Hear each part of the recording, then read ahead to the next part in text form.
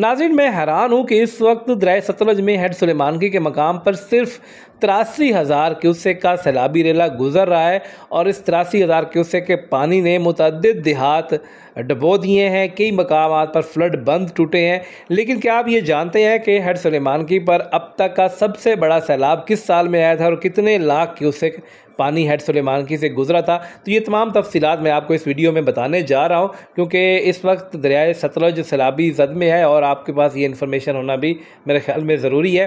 तो यहाँ पर 30 सितंबर 1947 को हेड सुलेमानकी के मकाम पर 3,60,412 क्यूसेक का सैलाबी रेला गुजरा था, जबकि 30 सितंबर 1988 को यहाँ पर 3,99,453 क्यूसेक का सैलाबी रेला हेड सुलेमानकी से गुजरा और ये भी बहुत बड़ा सैलाब था। लेकिन अब तक का जो सबसे बड़ा सैलाब यहाँ से गुजर चुका है वो 8 अक्टूबर 1955 को 5,98,872 क्यूसेक का सैलाबी रेला था और उसने पूरे इलाके में तबाही फैला दी थी। हर जगह पर जितने भी देहात दरियाए सतलुज के इर्द गिर्द थे सब डूब गए थे।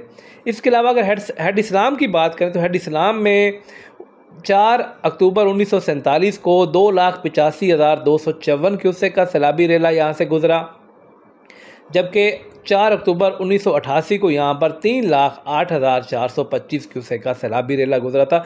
जबकि हेड इस्लाम पर अब तक का जो सबसे बड़ा सैलाबी रेला गुजरा है वो 11 अक्टूबर 1955 को गुजरा था, जहाँ पर 4,92,581 क्यूसेक पानी हेड इस्लाम में दाखिल हुआ था और ये भी बहुत बड़ा सैलाब था। अब अंदाज़ा खुद लगाएं कि जहां हेड इस्लाम और हेड सुलेमानकी पर 5 लाख और 6 लाख क्यूसेक के सैलाबी रेले गुजर चुके हैं, वहां पर सिर्फ 1 लाख क्यूसेक का पानी गुजरना काफ़ी मुश्किल हो गया है और उसकी वजह से बहुत ज़्यादा लोग मुतासर हुए हैं। तो इसमें हमारा अपना कसूर भी है, क्योंकि हमने दरिया को खुश समझ कर उसके अंदर तजावज़ात कायम की, अपने घर बना लिए, फसलें काश कर ली।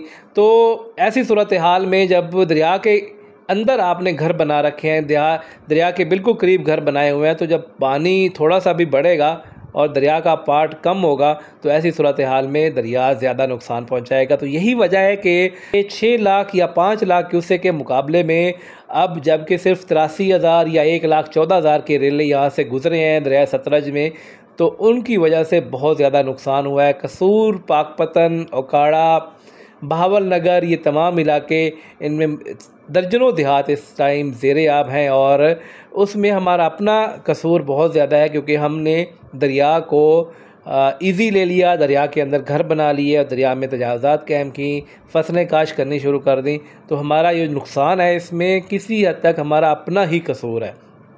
अल्लाह पाक तमाम लोगों को महफूज रखे और जो लोग इस टाइम सैलाबी इलाके में मौजूद हैं वो बाहिफाजत अपने घरों को वापस जाए, हम ये दुआ करते हैं।